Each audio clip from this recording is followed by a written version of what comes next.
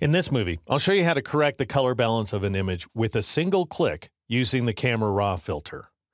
So here I am looking at an image that has a pretty profound bluish green tint, which is no surprise since it was captured deep underwater.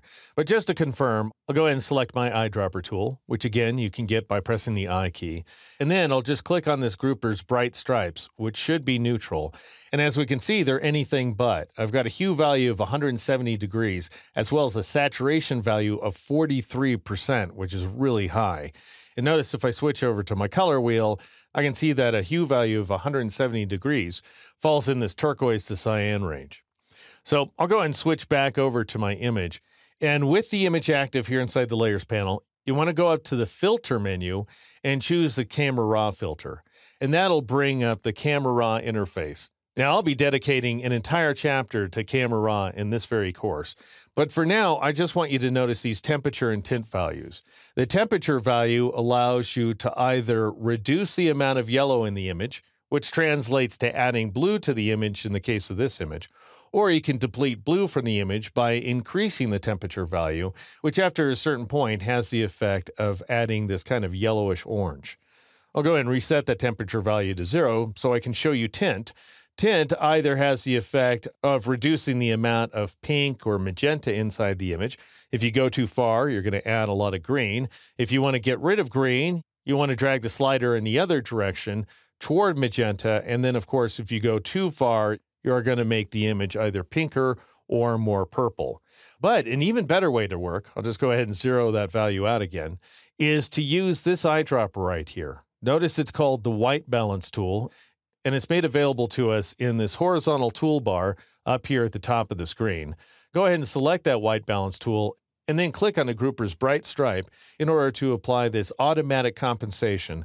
And notice that Camera Raw has determined in my case that the temperature value should be 23. I'm just going to go ahead and back it off to plus 20. And the tint value should be plus 72. I'm going to back that off to plus 70 and then click OK in order to apply that effect. And with just one click, we've managed to go from this profoundly blue-green image to this much more accurate version of the photograph. Which may make you think, well, if that's so great, if Camera Raw is so awesome and so easy to use, why did we start with color balance and photo filter? Well, for one thing, it's always good to know how all of the functions work, but it's also worth noting that Camera Raw doesn't always come through. I'll go ahead and switch to this original yellowish version of that sea turtle, and because we're applying a filter as opposed to an adjustment layer, I'm just going to go ahead and flatten this image by going up to the Layer menu and choosing the Flatten Image command way down here at the bottom. And then I'll go up to the Filter menu and choose Camera Raw Filter once again. Now this time, it's not so easy to tell what portion of the image should be neutral, but let's say I go ahead and grab my White Balance tool, which is the gray eyedropper and also has a keyboard shortcut of I, by the way, and then I decide to click in this little region right there, which is the nearest thing I can tell to be neutral, and we end up with this version of the image. That is to say a temperature value of -4, so it's ever so slightly bluer, and a tint value of plus 37, which means it's much less green.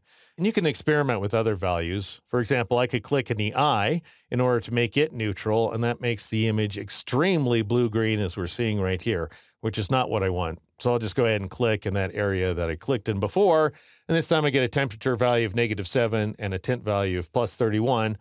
And assuming that looks good, I'll just go ahead and click the OK button in order to apply that modification, which is certainly easy, of course. However, it's a permanent, so-called destructive modification because Photoshop has rewritten all the pixels inside the image. And if I go ahead and switch over to that modification that required both the photo filter and color balance adjustment layer, you can see that we've got a better effect. And I can edit the settings anytime I like just by double-clicking on a thumbnail for one of these adjustment layers.